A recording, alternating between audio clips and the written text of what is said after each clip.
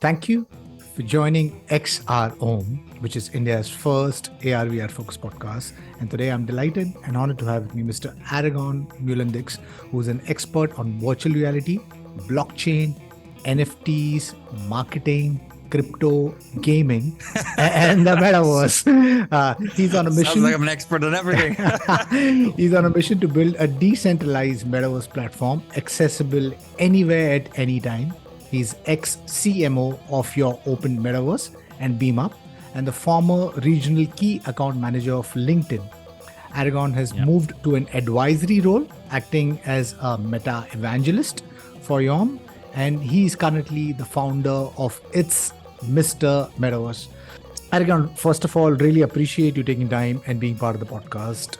I think it'll be nice to start with kind of explaining what is metaverse, because I guess there is so much haziness around metaverse, and rightfully so, because it's in such a nascent stage. But it'll be cool if you could start with your explanation or your viewpoint of what metaverse is and how do you think it will impact our society and change the world. Yes, of course, Eddie. Well, first of all, thank you so much for having me here today on the show. I'm actually quickly, I'm cheating a little bit because I have a nice slide deck that I use for my keynotes. And because every single time I've been asked the question, what is the metaverse? I've probably given a different answer. That's not to say that at its core, it wouldn't be the same, but it would be phrased differently and there would be other aspects to it. And that's because every single time people ask me that question, I start thinking about it again, and I find that there's different assets to it. So before I give my answer that I have today, I want to say this. For anybody that really wants to get into this stuff, there's a few books that I think you should read. First and foremost is The Metaverse and How It Will Revolutionize Everything by Matthew Ball. But there's also, for example, the book The Price of Tomorrow by Jeff Booth. And then finally, there's a book I think is important, is Super Intelligence by Nick Bostrom. Now, the interesting thing that you'll find is that specifically the last one is about AI. And the first one by Matthew Ball says nothing about AI. And I think that when it comes to definitions of the metaverse, Matthew Ball's is the best, but he absolutely excludes AI and even blockchain from his definition.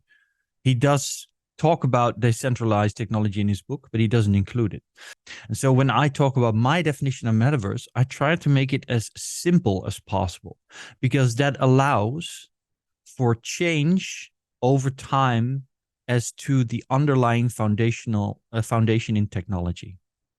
So my definition right now is just simple, 3 words, or 3 lines. A revolution of transaction and interaction. That's it. A revolution of transaction and interaction. Transaction between humans, transaction between humans and institutions, and interaction between humans and physical reality. But now you might say, but Aragorn, metaverse is virtual reality. So how does it change your interaction with physical reality? Well, you just look purely at the promise of the virtual added existence of the metaverse, then it will change how humans will interact with each other, because we will go into a different place. But it will also change how we interact with reality, because we will change reality. And I do not think that there is a distinction between physical reality and virtual reality, because what is reality?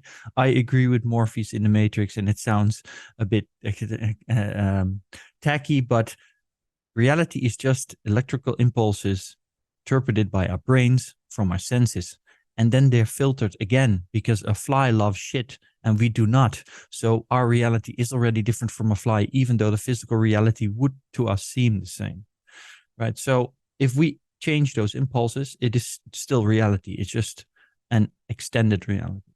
And then secondly, if we use augmented reality and we bring the digital world as a added layer to our current existing reality, then it just adds to our physical world as well in the way we interact with it, because it gives us new information or new ways to look at it.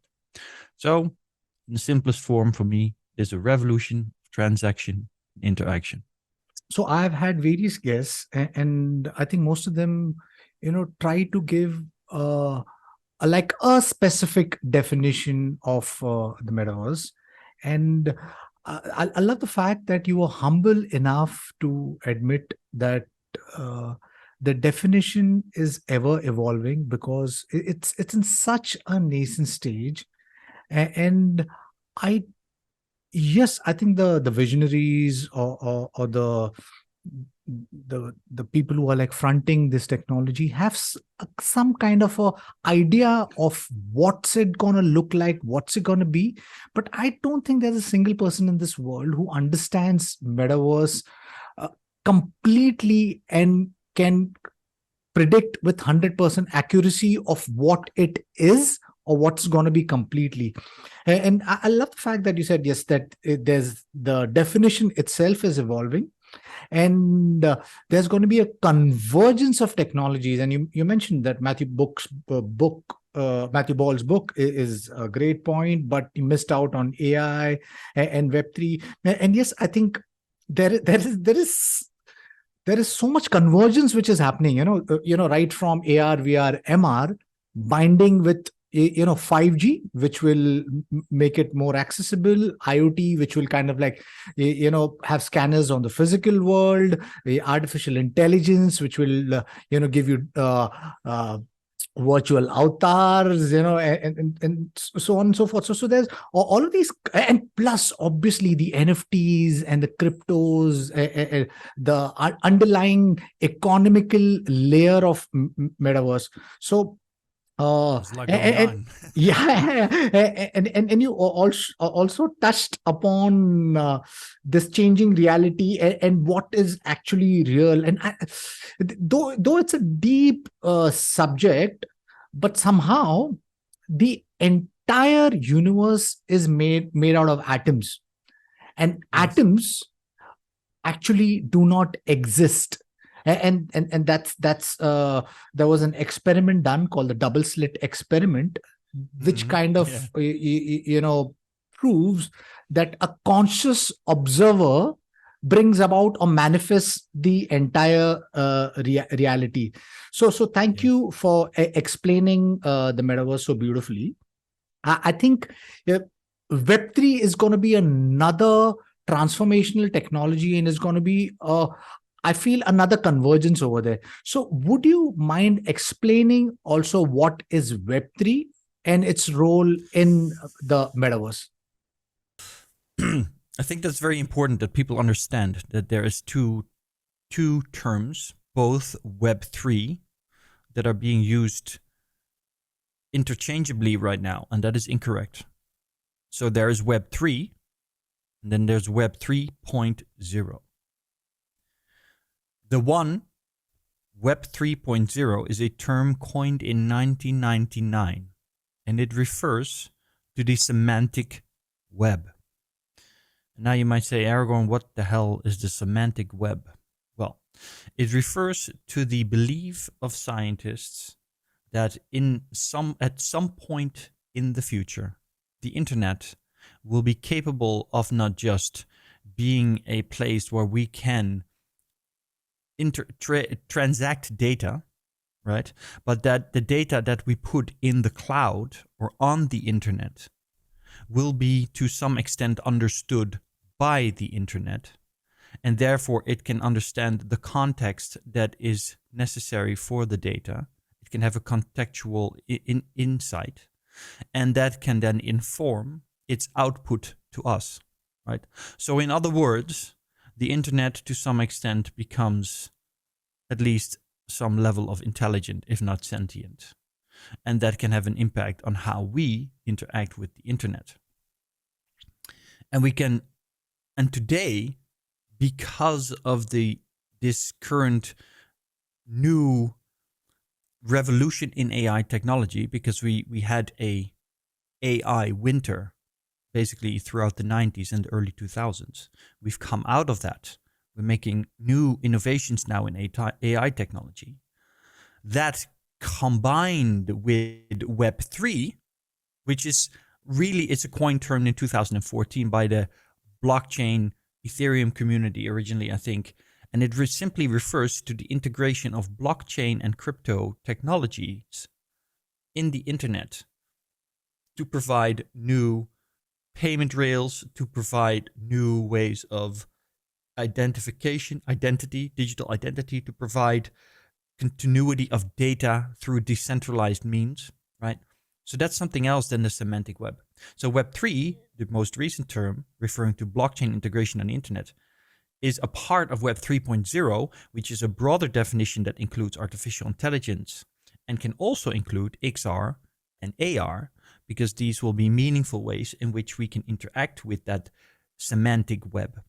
So if the web would need to give us contextual input, then it might also need to understand our context, which can mean, for example, that if you are interacting with a three-dimensional world with your VR headset, then it also needs to be able to see the world around you. For example, that my desk is here and a lamp is there, so that it can tell me in the right moment that I might also almost be walking into a wall, right? And that's just a very simple example.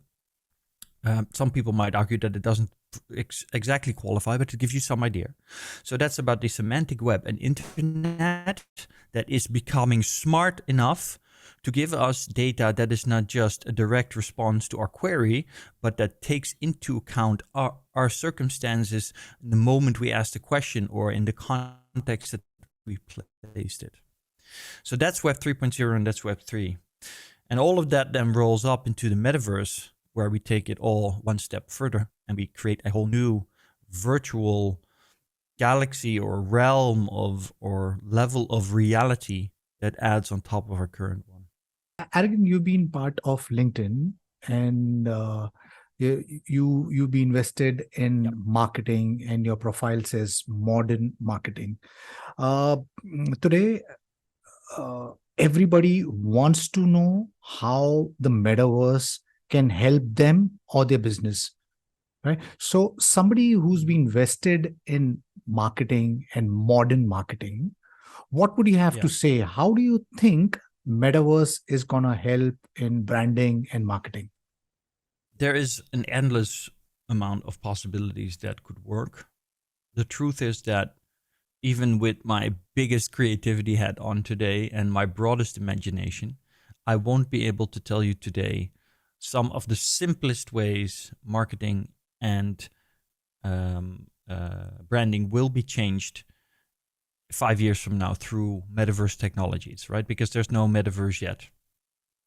But let's have a look at history. I mean, let's travel back to 1999. If whoever is listening to the show or who's watching the show was alive back then, ask yourself the question.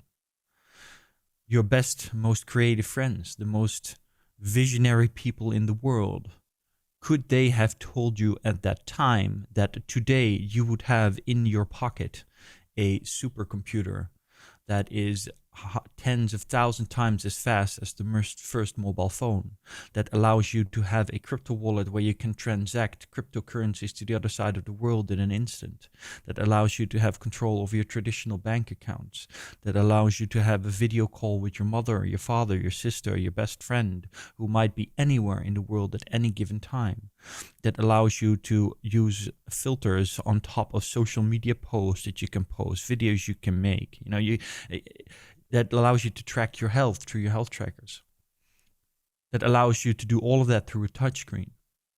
The truth is, there were very, very, very, very little people in the world who were capable of imagining that, right? And the people that were probably working for Star Trek and designing science fiction shows where they were thinking about something that would be 100 years in the future, and they had no idea if we would ever have the technology to do that.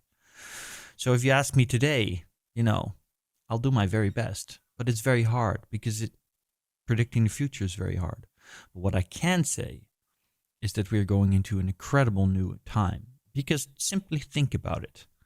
Right now, when it comes to marketing, the current marketing trend for the past years has to take mostly of course, there's still physical marketing, but most of modern day marketing, which is showcased by Meta and the massive amount of revenue that they've generated over the past decade through online marketing, so ads, Right? Most of current day marketing is providing ads that are positioned in a way that people see them online. And we've been using cookies to track people's activities so that we give them ads that they see for something that they might have looked at before. That's how it works. And increasingly, we as consumers have become annoyed with this kind of marketing, irritated by this kind of marketing because it's in your face, and it's there all the time, and it's not something that you want to see. Now, yet, at the same time, if we would go out, if I would go to, say, I go to Barcelona and I go shopping, I would have a wonderful day in Barcelona, walk around the streets, and there would also be marketing, but it would be part of the city. There might be big banners, or even the marketing you see today, these three-dimensional displays that show a cat, from the top of a building or something like that. And it's actually cool. So you might actually stop and look at it because it looks amazing, right? And so what you see there is that marketing is online, it's annoying. But in the physical world, it's still quite creative in ways that they come up with marketing that is attractive or interesting or funny. And I think that our move to the metaverse is gonna bring marketing online to the same point where it is in the physical world, but without the physical restrictions.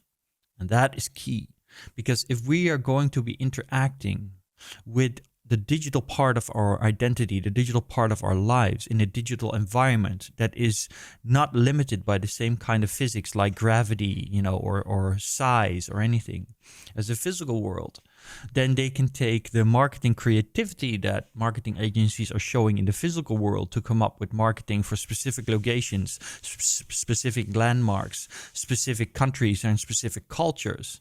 And they can take that into the metaverse, and they can even, make that more grandiose or more entertaining or more interactive or more engaging. Because in the metaverse, you can also make this kind of street marketing where it's specifically tailored towards the person passing by in that specific moment. However, we have to keep in mind that with Web3, we will probably see that people will become more anonymous again online. And what I mean by that is that currently, whenever I go on a website, I have to agree to some cookies, and those are being scraped. And then the website basically knows exactly who I am. And the ads that I get are specifically tailored towards me based on my past experiences. But people don't want that anymore. And the whole promise of Web3 is that we're going to move away from that everybody's identity will be connected to your wallet, which we now still call wallet because that's what we got from crypto. But I think that name will change in the next few years to something entirely different, like your online identity. We'll come up with some name for it. Don't worry, some brand will introduce something. And that will be simply, you click, like we do with MetaMask now, for those people familiar with that, you click connect and you only do that once. And after that, you move around with that wallet as your identity, identifying you. But it will only give a very limited amount of data to any experience, any space you're in, any website you are on, based on your preferences. And we'll see a change here because I guarantee you in the future, brands will have to start paying consumers to share more data. Pay X to earn models from crypto will start playing a significant role. And so a lot of people will opt out of that. That means that if they show up to a certain place, just like in the real world, the street you might be in, even if it's a virtual street, does not know who you are. And so the advertisement that is there will not know who you are. So there will be, again, a much bigger demand on creativity for marketing in the metaverse. So and for branding as well. Yeah. Now for branding, I would like to add this. I think that branding experiences and also marketing events, I guess those can be to some extent put together. There will be massive opportunity in metaverse. We already see, if you look at United States, there's a man called Mark Shaver. He's quite influential. He wrote several books on marketing. And his most recent book that he announced, he says, it's called something like Community, the last marketing strategy, right? Everything is about community now in marketing. You need to build a personal relationship with your customers, and you need to build a personal relationship with your customers through individuals that represent your company, because people no longer trust big brands. They trust individual people and they want to have a relationship with them. And that will extrapolate and that will move over to the metaverse, where the having of specific events where people can feel that they actually engage and interacted personally with your brand and your brand ambassadors, that will become increasingly important. But it will also become increasingly easy to organize, because no longer do you have to organize a massive event in Las Vegas and fly people in from all over the world. You can do a virtual event online, and anybody with a Fortnite account, this is not a promise that it will be possible with a Fortnite account, but to give you an idea how simple it would be, anybody with a Fortnite account can log in, join the event just like they did with Travis Scott, and have a great time and experience your brand, be influenced by your marketing. Right. So you said so many things, and I'll try to kind of summarize those things. I'll go from the back. You said about the events, that in the metaverse eventually in the next few years when the metaverse comes into play, because you said that there is no metaverse yet, and maybe we can speak about that and kind of open that. You said that in the near future events would largely be held in the digital world. And once that happens, each of us would be reducing our carbon footprint. The environment will be really cool. Plus, the stress of travel will completely be eliminated, and that's so fantastic. I've lived in Bombay all of my life, and I was completely frustrated with the city. And I've recently relocated to Goa because of the problem with the environment. It's a beautiful place. Bombay is where I grew up. It's a beautiful city. It's given me everything. But then I have a son. It's also given my son wheezing problem, because of the environment. So I didn't have an option but to move out to Goa. And then once I moved out to Goa, I moved him from a physical to an online school. That's something which I think was done because of COVID. But then we maintain the model because that school itself is evolving in a rapid pace, understanding the metaverse model, and is building India's first metaverse school. So that is India's first online school, which is going to transition to a metaverse school. So I think we be laying the building blocks of what tomorrow is going to look like. Where instead of us going to the school will come to us. Instead of us going to the work will come to us. Instead of us going to the healthcare will come to us. And these are going to be enabled by these converging technologies such as haptic feedback, such as 5G, such as AI, virtual reality, augmented reality, mixed reality. And I'm super excited for the space. You also mentioned about that Web 2. The problem with Web 2 is these, these companies have started hoarding our data, manipulating our data, and especially social media. And there's this film by Kishi Matsuda called Hyper Reality, and he paints a dystopian picture of what the world could look like if we do not create conversations of building technology which is humanity first. Because if we don't do that, I think anything and everything will be advertised, and our data will be hoarded, manipulated. So we need to tread carefully on this path, though it looks super exciting. You mentioned that there's no metaverse yet. Would you like to elaborate on that? What are the challenges? And while you're at it, maybe also talk about your company, your Open Metaverse, and Beemup. Yeah, of course. I'll be happy to do that. So, the metaverse. There's no metaverse yet. As I said before, my definition of the metaverse is rather short, right? A revolution of interaction and transaction, or transaction and interaction. Doesn't even matter what way around you do it. But Matthew Ball, who is still, in my opinion, the greatest thinker and thought leader in the field, as he's been really professionally approaching this whole topic for half a decade, if not longer now. He has a very expansive definition of the metaverse, which tries to include at least all the technologies that he believes are an essential part of the metaverse. A massively scaled and interoperable network of real-time rendered 3D virtual worlds that can be experienced synchronously and persistently by an effectively unlimited number of users with an individual sense of presence and with continuity of data such as identity, history, entitlements, objects, communications, and payments.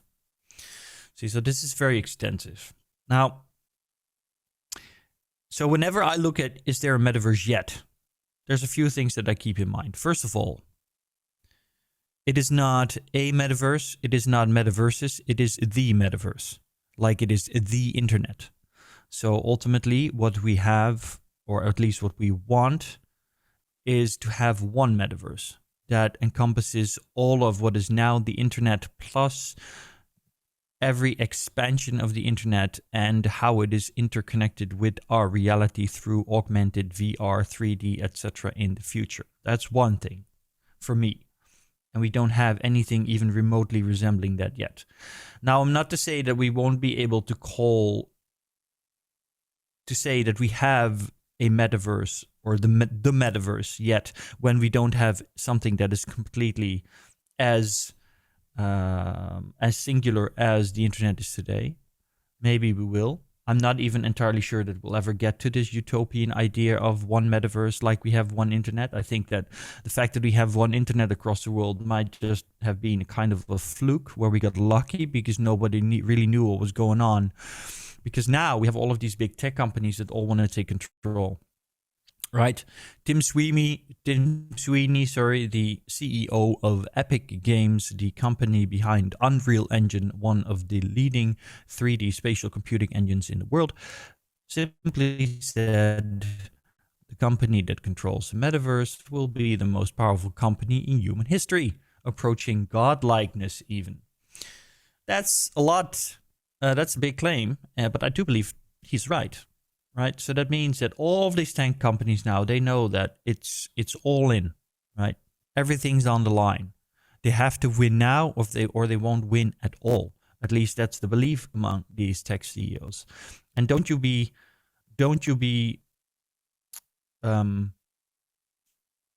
misled, right? It's not just Mark Zuckerberg that thinks this. In fact, even though Apple is staying on the background, I think that Apple is probably the most important player to watch in this field because they control half the planet's hardware, right? That allows us to enter these virtual worlds. And the App Store is incredibly powerful. Apple has more revenue and profits on its own than all the other tech giants together, right? So that's pretty crazy. But at the same time, there's also companies that do not have these publicly visible CEOs like Tencent, which is also massively strongly positioned. China is going to be super important because they don't want an open and decentralized metaverse. It goes against their politics. So what you see here is that in the 90s, when the internet rose, and then consecutively when the mobile internet and apps rose to prominence, most tech companies and most global governments had no idea of the actual impact and importance of it. And so they all tried to be successful, but they didn't have that end vision in mind of, whoever controls the app world or the mobile phone industry will control basically, the world to some extent. So luckily, we have a situation now where there's several different tech giants, and I know people don't think we're lucky with all of these tech giants and their control, but we still have at least a situation where there's not one company that controls everything. But now, with our move to the metaverse, that understanding has significantly shifted. These companies have seen this kind of rise of technology before and the potential impact it might have and the control it might give them. And so this time around, they're going to spend every single dime they have on trying to do that. Now, luckily, we also have crypto, and crypto has made it possible for tremendous amount of capital to flow to startups and scale-ups and a kind of guerrilla industry of many different companies with brilliant ideas that can really pivot very quickly. And so I wouldn't say that it's necessarily a given that the tech companies are going to have a big battle and one of them is going to win, and then whatever company wins will have control over humanity. There's definitely also alternative possible routes, and we have a fighting chance at this point, but this is definitely something to take into account. So getting back to your initial question, is there a metaverse yet? No, there's no metaverse yet.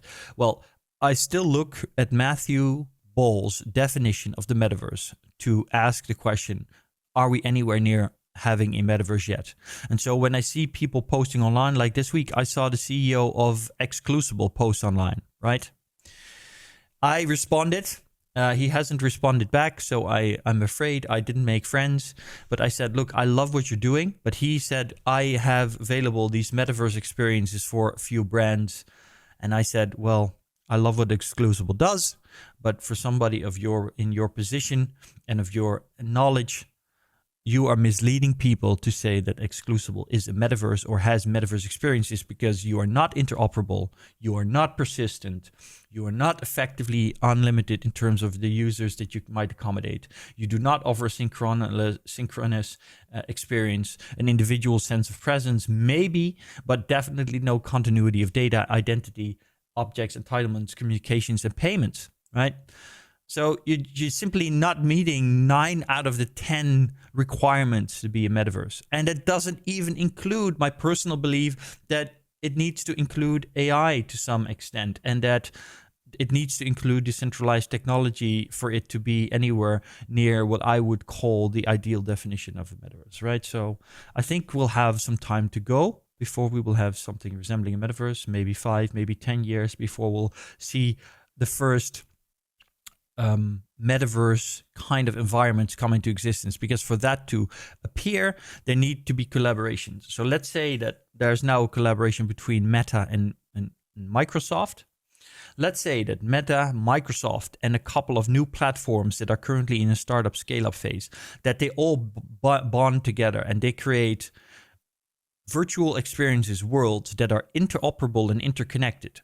Then, maybe then, we can talk about the first version of a metaverse, and that might grow. Aragorn, I completely hear you when you say that's no metaverse today. But here is where I disagree, because I believe that the metaverse is something, is a process where we are still building, and it's going to take some time for it to actually create a metaverse that we or Matthew Ball or others have truly imagined.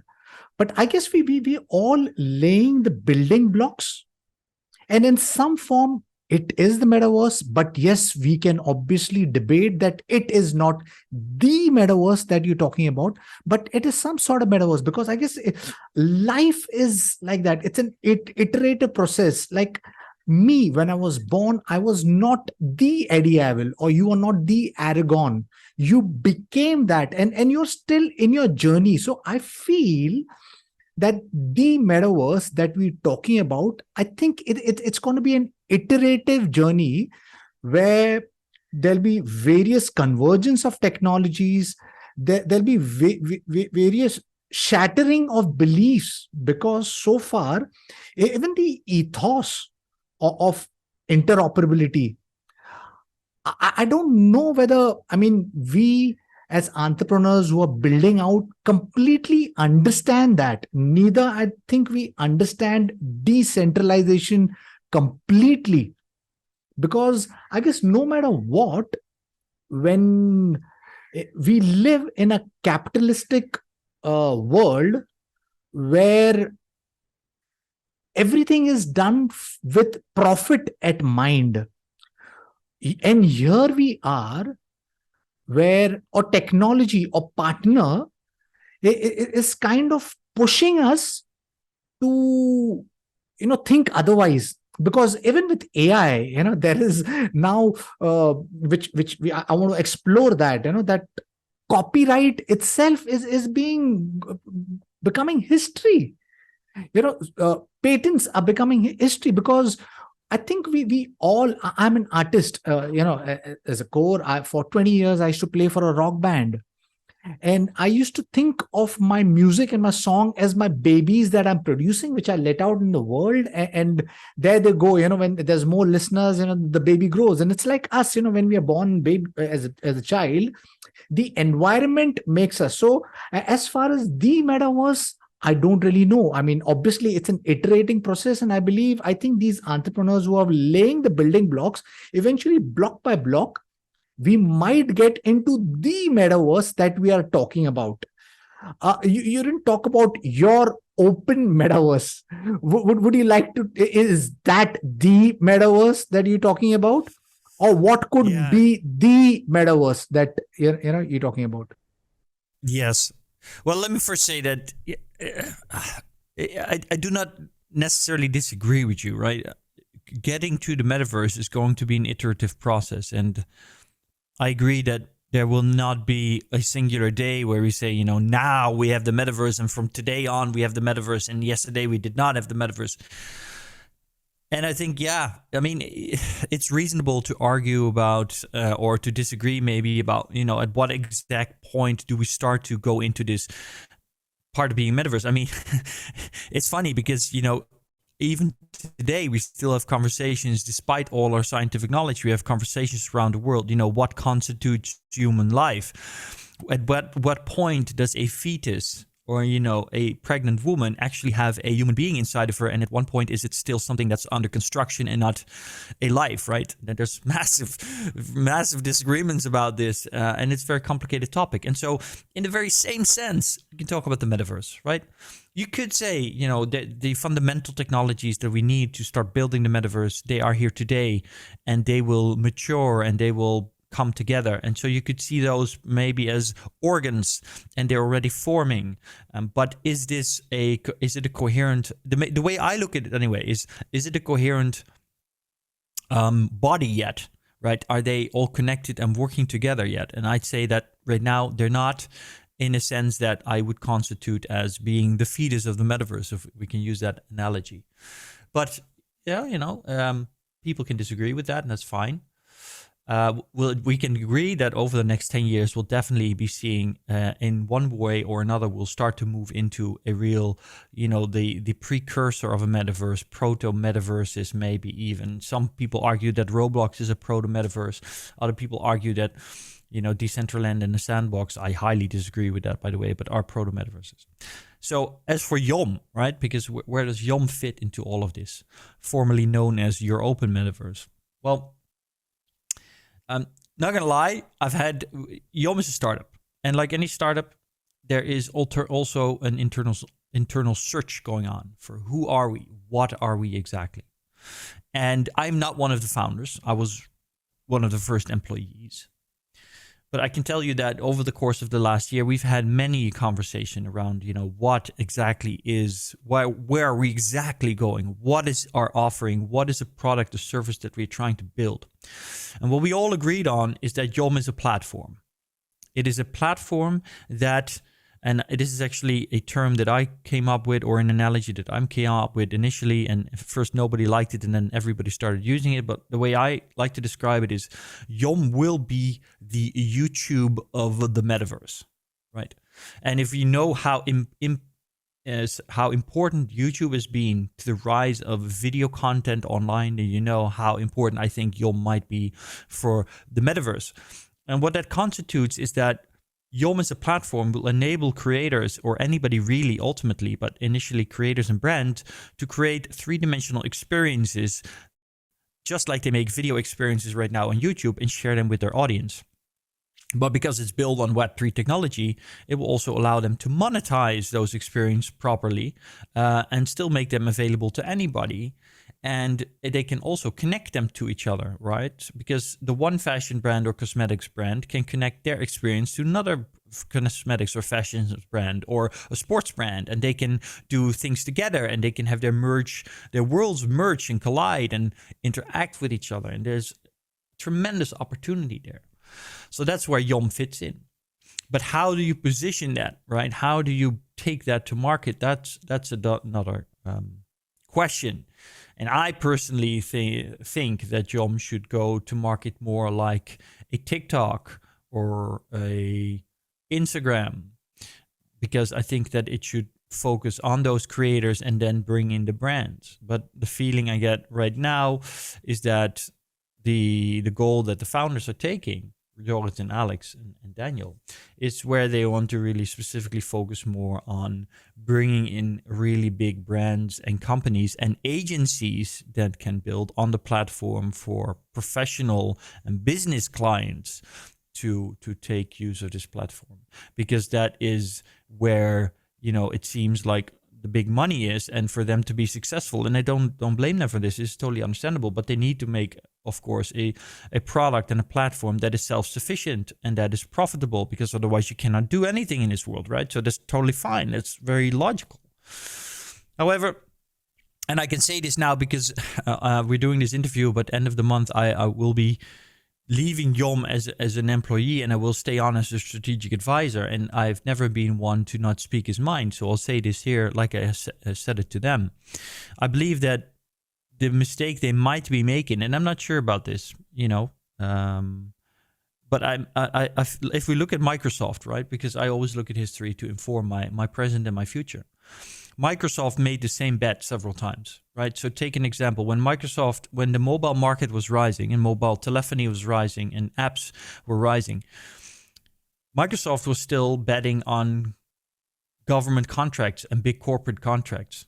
And the same is even true, even bigger, to a bigger extent for BlackBerry, right? BlackBerry was massive, but they focused on government and corporate contracts, big contracts with a lot of money. And eventually they lost out completely, because where the real money was, the real value is directly to the consumer, directly to the user. And I think that has not changed today. So I think that for any platform to be successful in the metaverse, where it's the same as it is for YouTube, it is the same as for TikTok, it's the same as for Instagram. You need to go directly to, you know, the bigger audience, and then the big companies and the brands will follow after. And I don't think you can change that around, because even today, let's face it, I go to companies every day to talk about the metaverse in the future. And they have a hard time understanding where this is going. They have a hard time understanding what to do with it. They have a hard time understanding how they might implement these new technologies, whether it be AR, VR, blockchain, Web3, AI, in their actual current organizations. Companies have a hard time making these changes because they do not need to just implement the technologies in safe ways. They also then need to change the habits and behaviors of their employees. And that takes time and effort. It's not easy. Whereas the consumer market can change much, much faster, because if you make a fart app today and one influencer likes it tomorrow, then you might have a million people download it the day after, right? That's how it can go.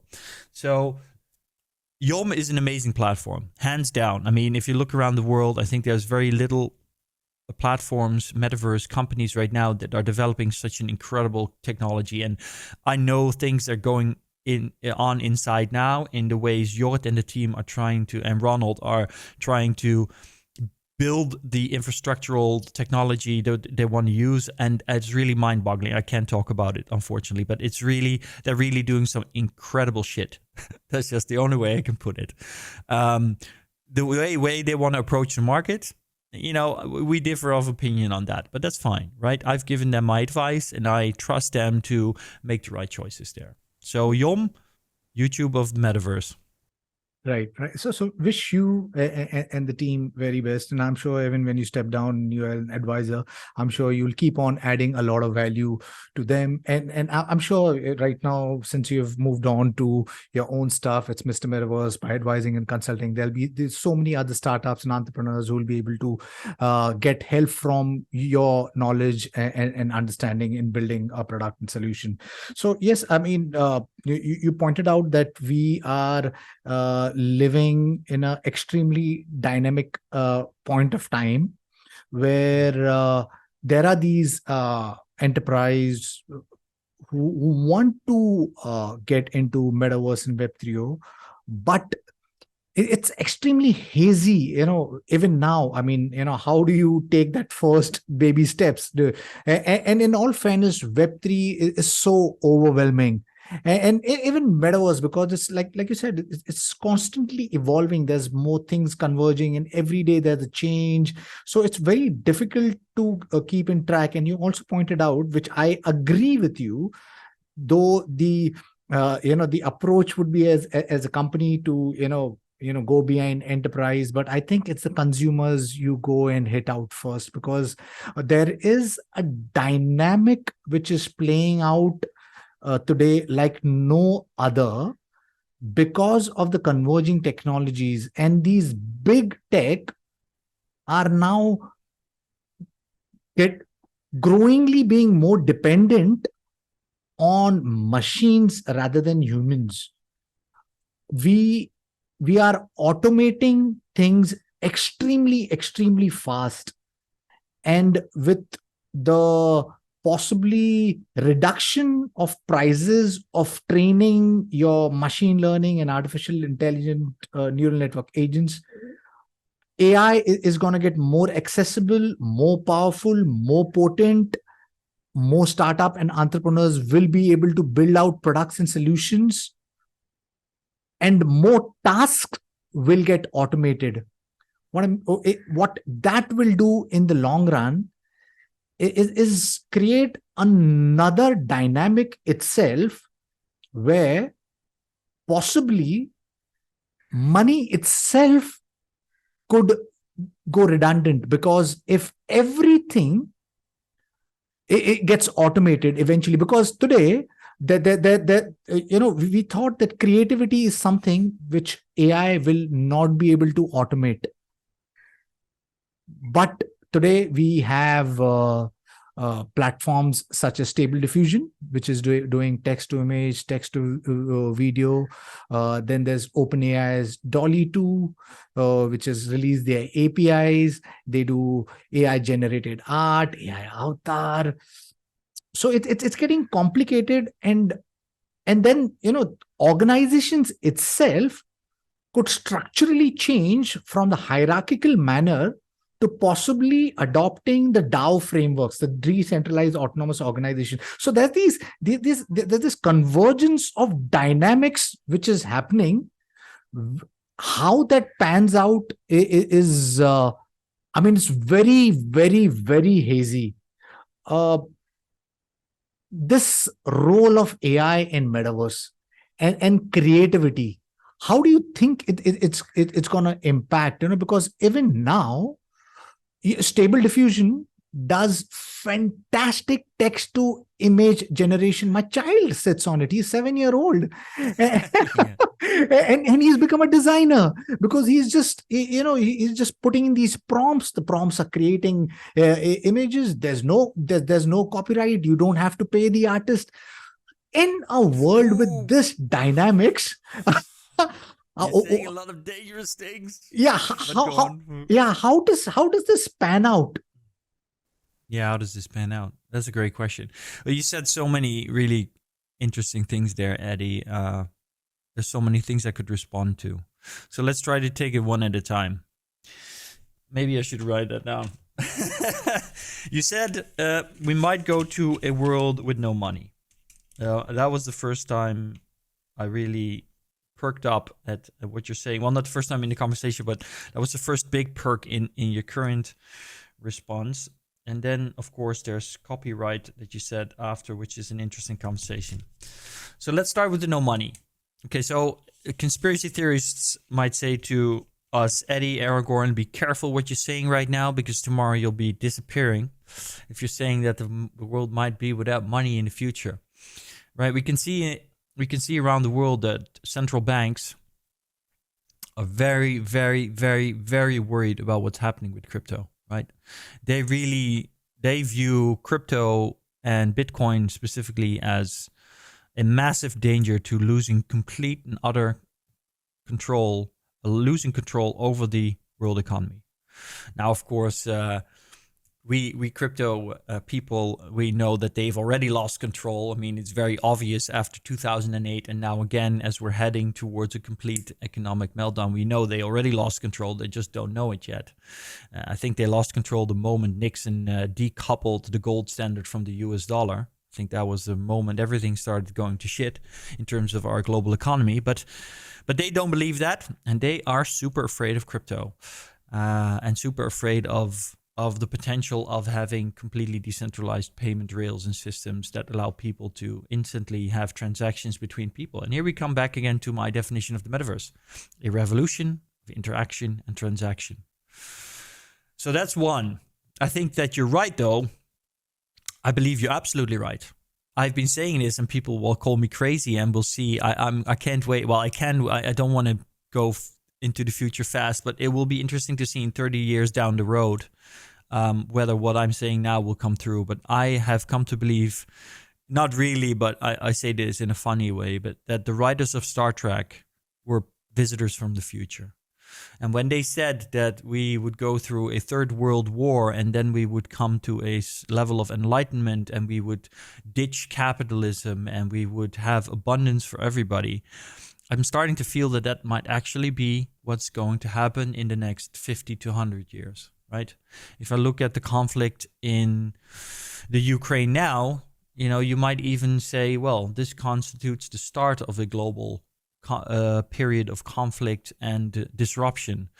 And maybe, hopefully, it will not be as bad as a real third world war. But I mean, if Putin throws a nuclear bomb tomorrow, it might very well be, right? So this is a serious worry and a serious issue. Even though I'm extremely optimistic about the metaverse and what's going on there, I think that we are actually heading into an incredible period for humankind where we will really be evaluating, not because we want to, but because we will be forced to by the deflationary power of technology, combined with global calamities on multiple levels, whether it be climate change, whether it be the Ukraine war escalating, whether it be the economic meltdown. But we will be massively incentivized to really have a new look at how we are doing things, to really rethink our systems and our structures in our economies. And I wouldn't be surprised that by the end of the century, money has actually disappeared. I hope so. I think it would be a great moment for humanity. So that's my first response to what you said there. Then let's go back to current day problems of the world, and more specifically copyright.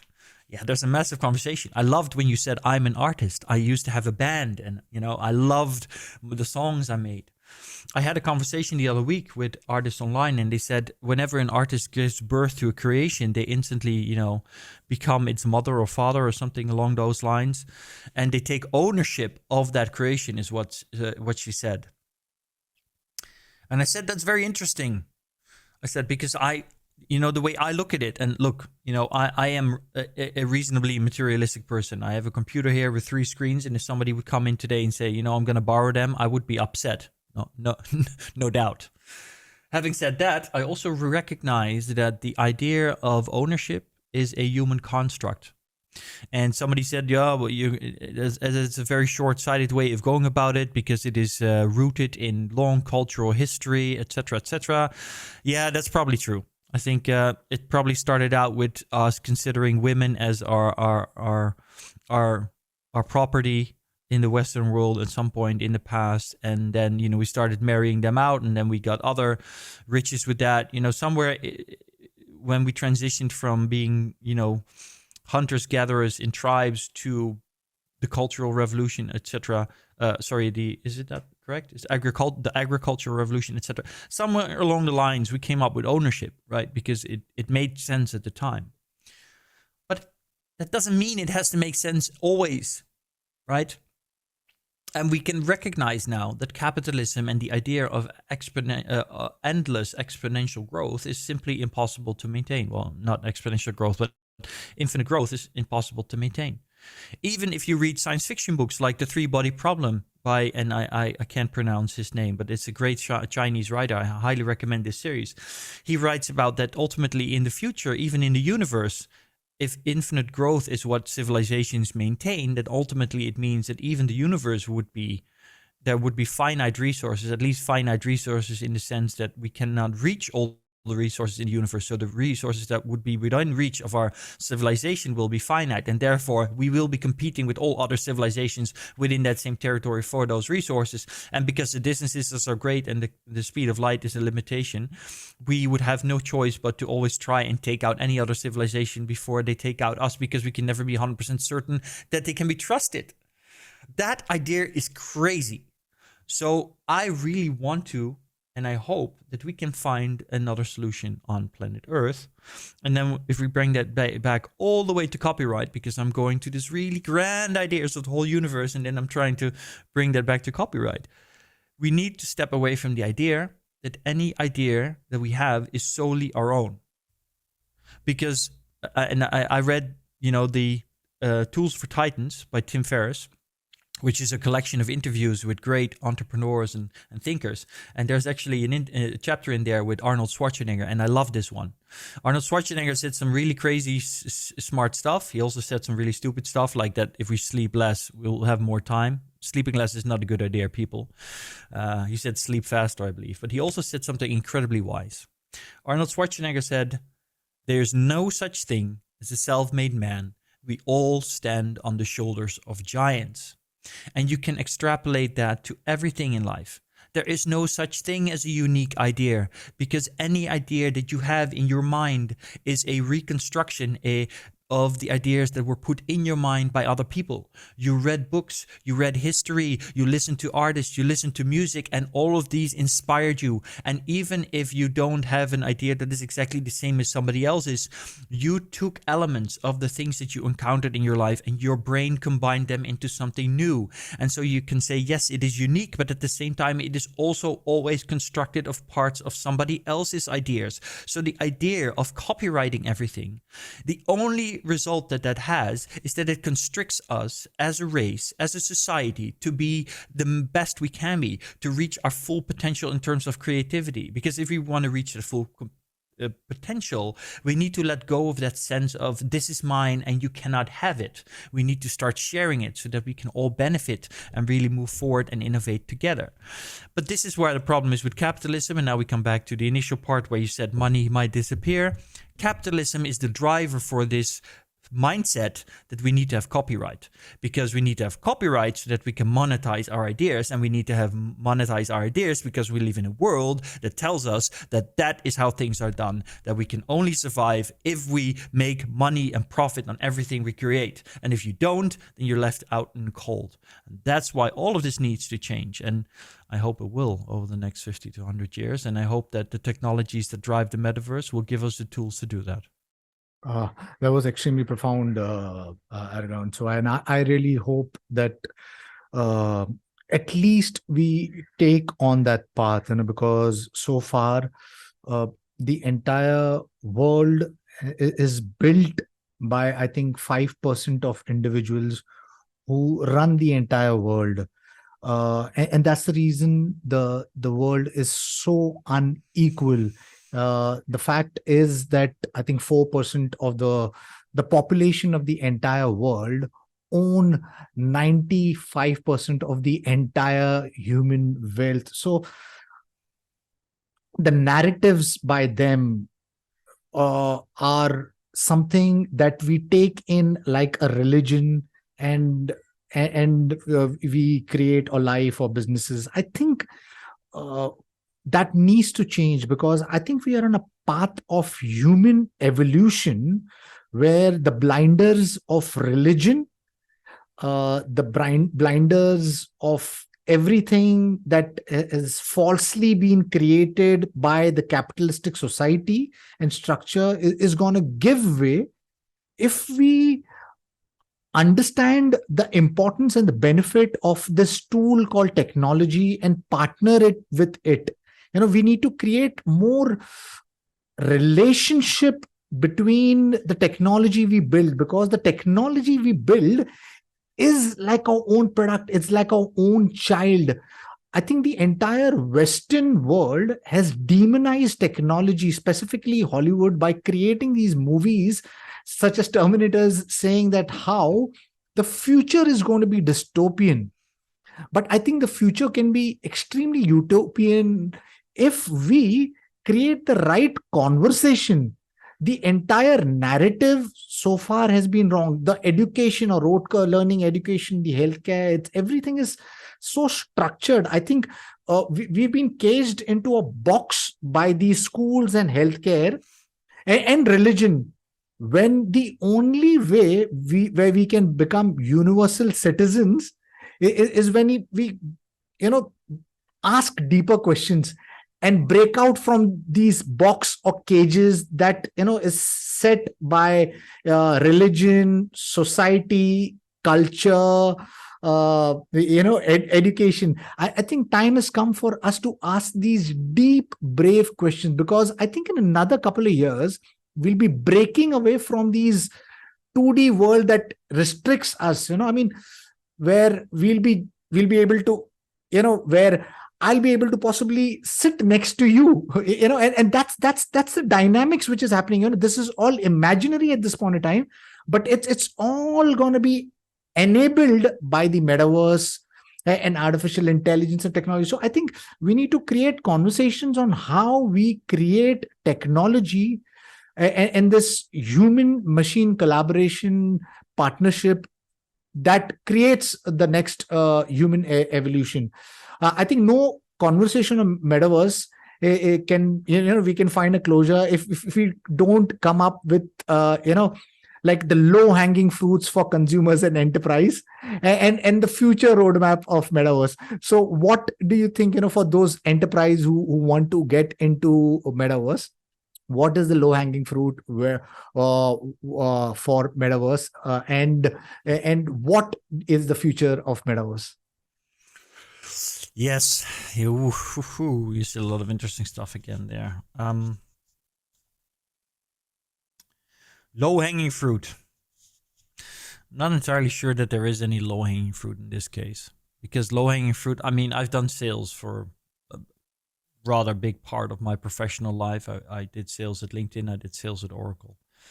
But the concept of low-hanging fruit in sales is, you can't go to a sales meeting without somebody saying, we got to get the low-hanging fruit, right? So, but what we think of when we mention low-hanging fruit in that context is, which customers are ready to buy now and will sign tomorrow, right? Where can we make the easy money? Where can we make the quick wins? There's no quick wins here. Not right now. It's impossible to take any technology from Metaverse right now and quickly, successfully implement that. Because Web3 is complicated.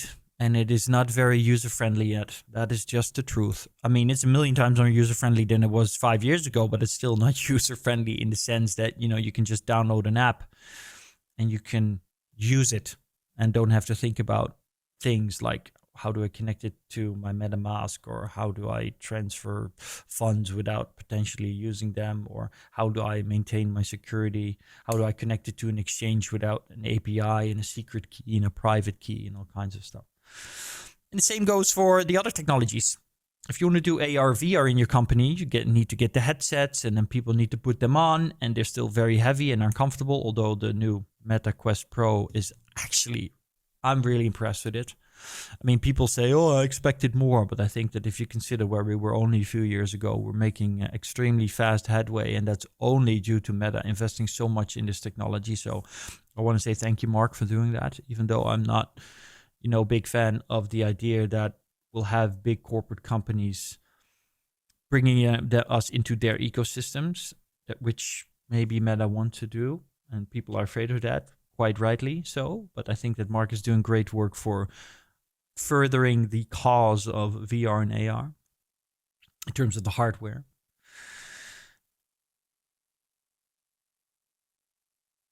What can companies do? I think that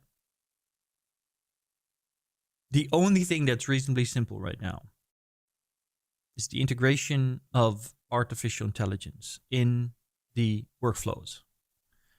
If you go online, and again, in my keynote, I have a bunch of slides on this just to give people a starting point. But there's a whole set of websites now and services already available online, and there's new ones being created every single day that allow you to make use of the power of artificial intelligence.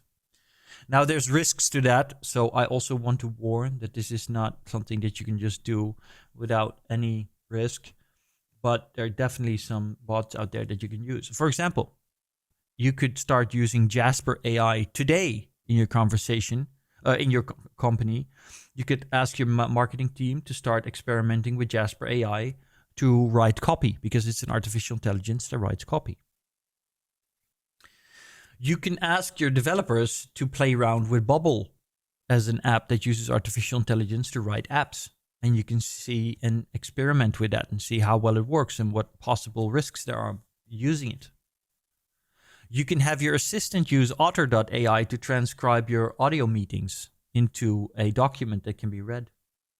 You can take a subscription with Descript or AmberScript, and you can, in Descript, you can do video editing based on the text and the transcriptions. You can use Lately AI to supplement your social media output. There's many ways you can already start using AI in your marketing, your sales, and really your HR, any team that you want in your companies. Buy a couple of Quest Pro headsets. I mean, it's not a big investment. Spend 3,000 euros on 2 or 6,000 euros on 4.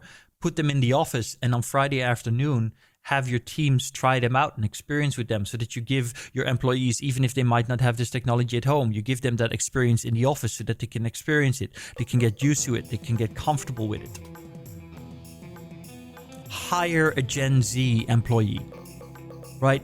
Find yourself anybody between 18 and 21 years old that is involved with technology, that likes to be online, even if they're socially awkward. It doesn't matter, right? Hire them, talk to them, listen to them, ask their opinion. Don't try to tell them how things are. Don't be a boomer. Don't be thinking that you're going to teach them. You got to ask yourself the question, what can they teach me? Because there's a different generation with a different experience. These are digital natives. They grew up with their finger on an iPad. They live in a different world than you. And they can be, if you allow them, they can be your Sherpa into this new future. Or you can be arrogant and you can think to yourself, I'm the older, more experienced person here, and I'll teach this young person what's it really about. And then, a few years down the line, you'll find out that you're behind the curve and everybody else is way ahead of you. So if I can give any advice, is that advice. Those things. All right. Aragorn, really appreciate you taking time and being part of the podcast. It was a very fun conversation, learning conversation for me, and I'm sure it'll be for the listeners. Wish you the very best for your new journey onward as the advisory for YOM, Beemup, and its MrMetaverse.